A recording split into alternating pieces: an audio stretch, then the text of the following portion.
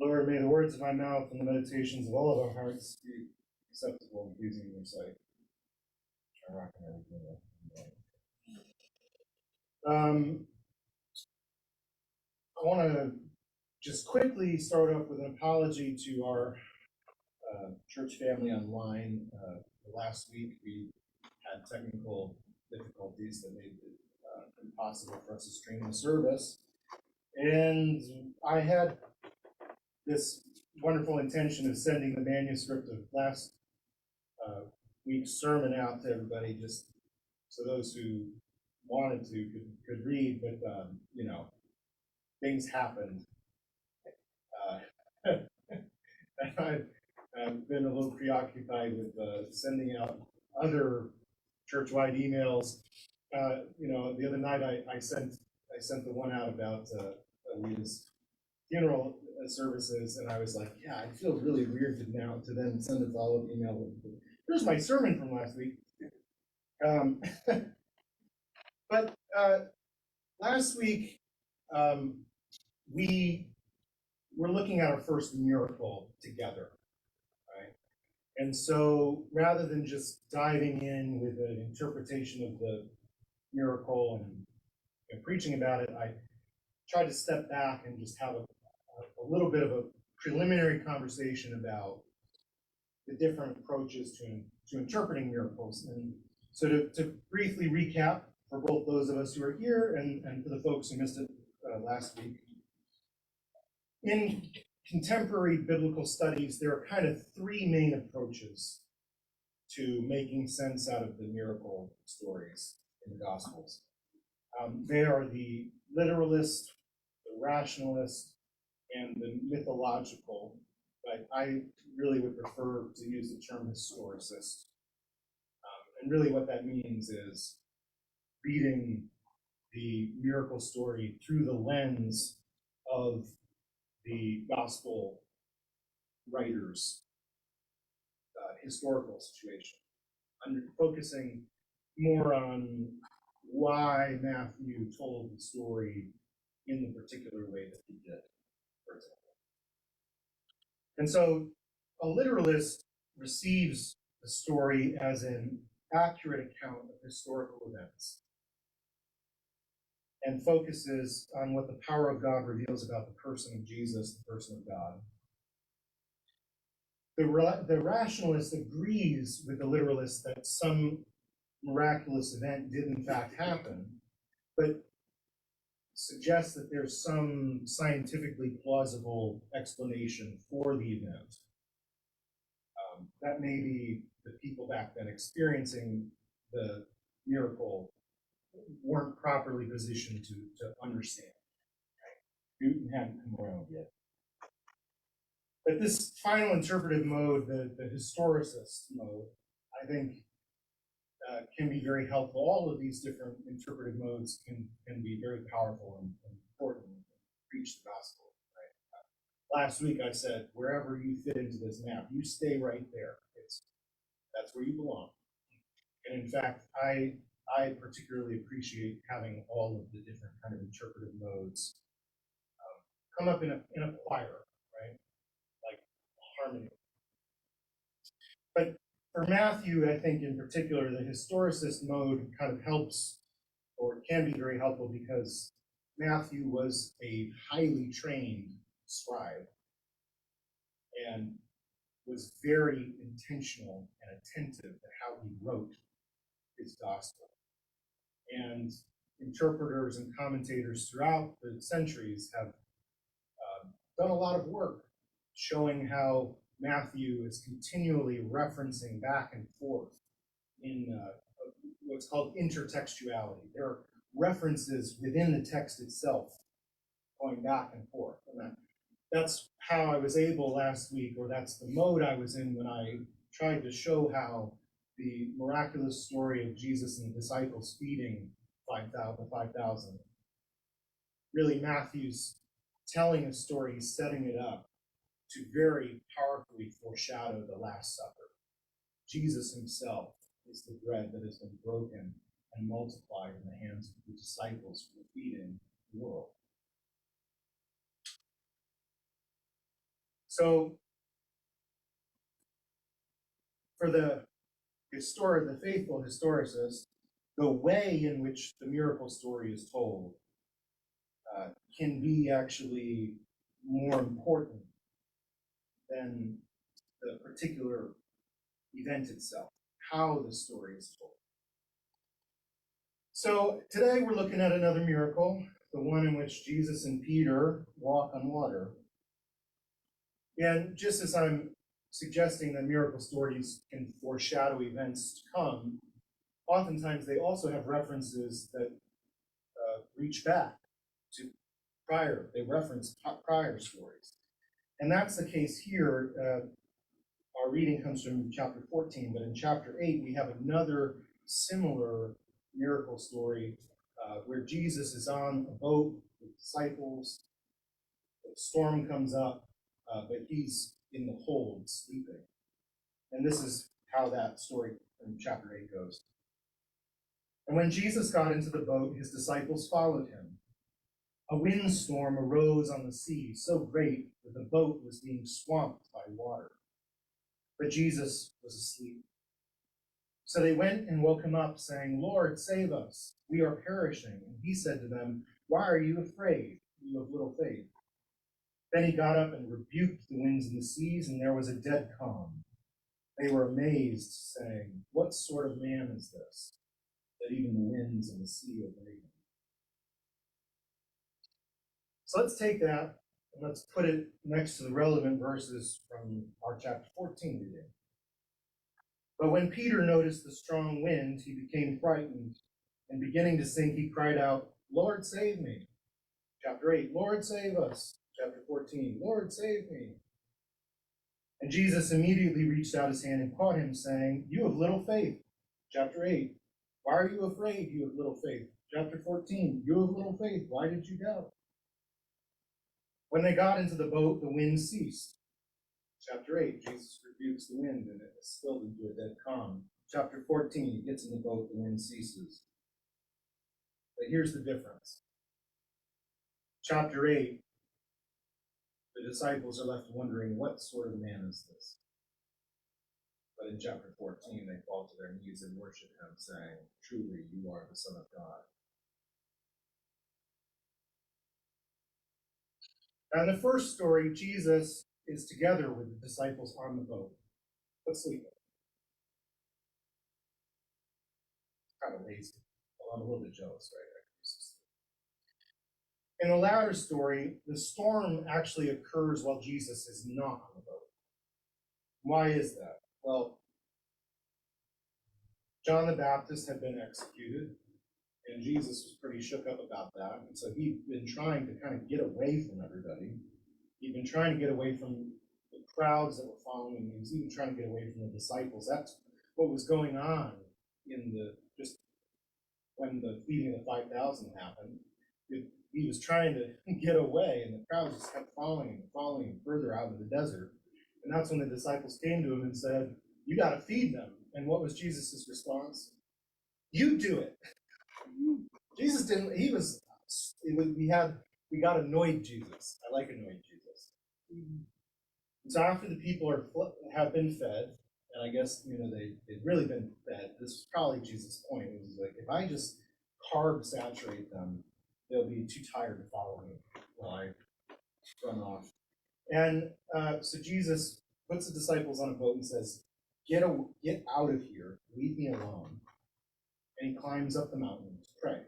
He goes up the mountain to commune with God. And this is kind of the first time in the Gospel of Matthew that Jesus is separated from the disciples. Now, because of this, in the first story, chapter 8, when the storm comes, the disciples are able to simply just walk over and wake him up. "Save us! Save me, Judy!" But here in the second story, Jesus isn't there. And in fact, I think it's important to just very clearly articulate what the story is saying is the disciples in the evening were out on the boat when the storm came up. Jesus does not appear to them until the fourth watch, which is 3 a.m. to 6 a.m. the following morning. All through the night. All through the night. The disciples are alone, in the dark, on a boat, in a storm. Now, if you're like me, and this is why I'm emphasizing this, if you're like me, blessed with electric lights, far away from fear of the ocean, when I hear this story and I'm not being careful with my imagination, I tend to just, my mind immediately conjures an image of, well, it was kind of daytime, right? The sun was up. The storm wasn't too bad. And it was white Swedish Jesus just strolling across the water, golden hair billowing in the wind. That's not what the story says. The story says that the disciples were terrified for their life. They didn't know where they were. They were caught in the rain and the wind, the lash of lightning and the roll of waves, when they glimpsed through the sheets of rain a ghostly apparition seeming to walk towards them in the water.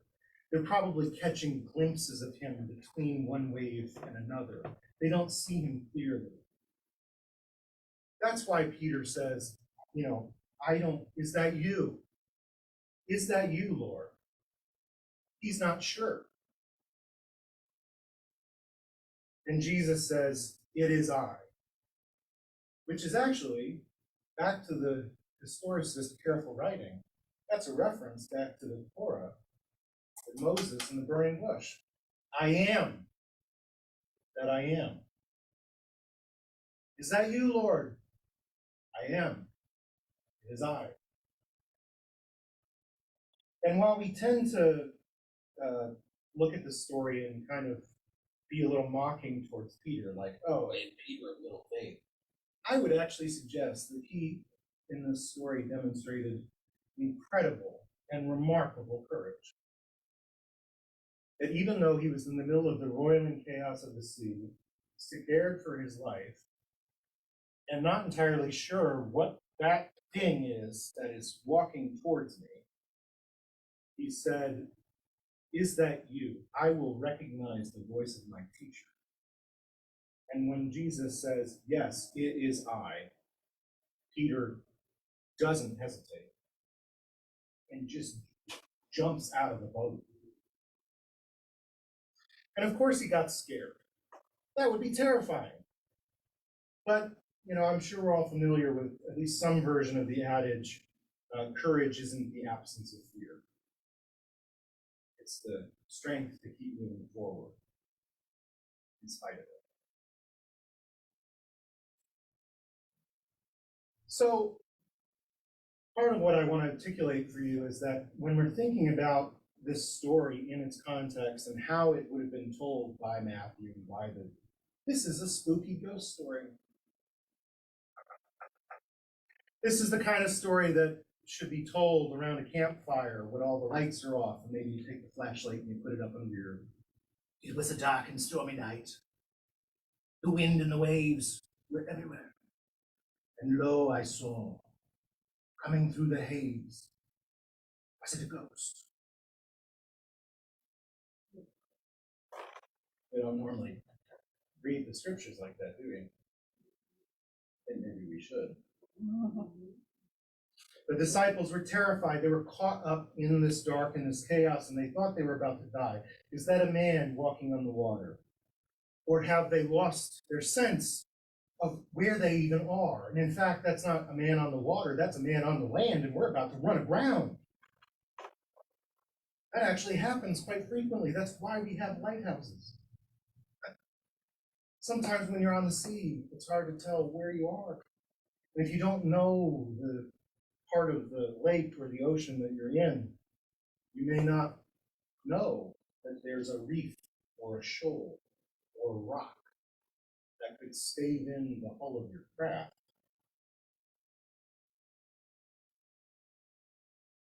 So back to our comparisons. In the first story from Matthew 8, the disciples are very afraid despite being in the presence of Jesus. And when he subsequently rebukes the wind and the waves and brings calm, their response is, what sort of guy is this? That's kind of interesting. But in our second story, they have been, literal translation here, they have been tortured by the waves all night. They have been separated from Jesus. And despite being afraid, Peter shows incredible bravery. And when Jesus does come to them and rebukes the wind and the waves again and brings the calm, there is no longer any questioning. Who is this man? They fall on their knees and they worship him as the Son of God. Now, most of the commentators find in this story an allegory. An allegory is when it's a very common way of writing back in the early years. An allegory is when you tell a story or you write out a story, and in the crafting of the story, you're also in the characters or figures in the story also represent other things, often real life at the time. And so most commentators find in the story an allegory about the trials and tribulations of the early church, Matthew's community, the people Matthew was writing to and for. As with his crucifixion and ascension into heaven, this is the first time when Jesus has been separated from the disciples. He has literally ascended a mountain on his own in order to commune with God. And here we might also see a connection that goes even further back to Moses ascending Mount Sinai to receive the law. Or if you're not as, you could think of Mel Brooks, right? Hear me, all hear me, pay heed. The Lord Jehovah has given unto me these 10 commandments for all to obey. But in Matthew, when Jesus ascends the mountain, he does not return with the law. He returns as the fulfillment of the law. That's part of the gospel.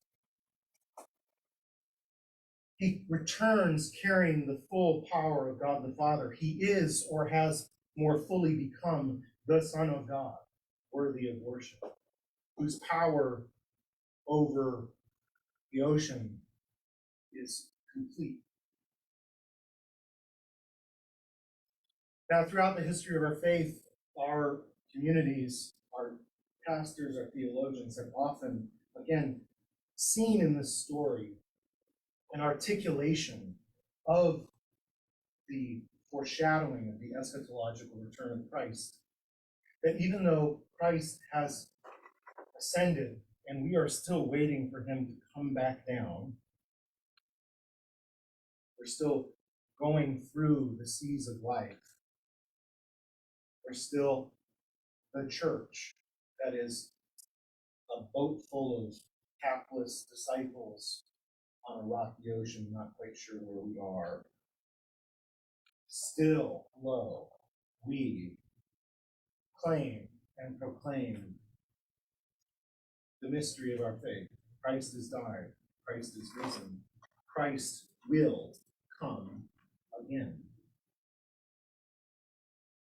We're still waiting. Yeah. I don't know when he's going to come. He's still up the mountain, communing with God. We're still on the boat, being tortured by the waves. That's part of what being a keeper of the faith means. Keeping the faith means keeping it going, keeping the proclamation going, keeping the gospel going, even when it doesn't necessarily feel like it's right there. Because sometimes we're just on the ocean with the waves crashing and the sheets of rain coming down, and we're hopefully catching glimpses of Christ between the waves. And sometimes we're not entirely sure if it's him or if it's a ghostly apparition. Still, like Peter, discipleship is learning to hear the voice of our teacher. And when we see him call out, is that you? Is that you? And when we hear him say, it is I, come to me, we go.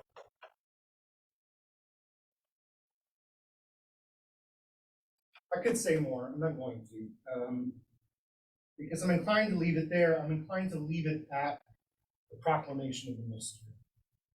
It feels appropriate to me this week. We lost a great saint,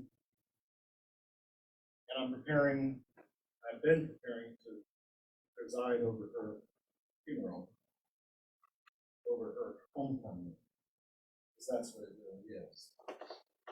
And it's precisely these weeks, these moments, these days, when sometimes all we can do is just proclaim the mystery of the faith. Christ has died. Christ is risen. Christ will come. So let us be a church that waits expectantly, that waits faithfully and joyfully, that waits courageously,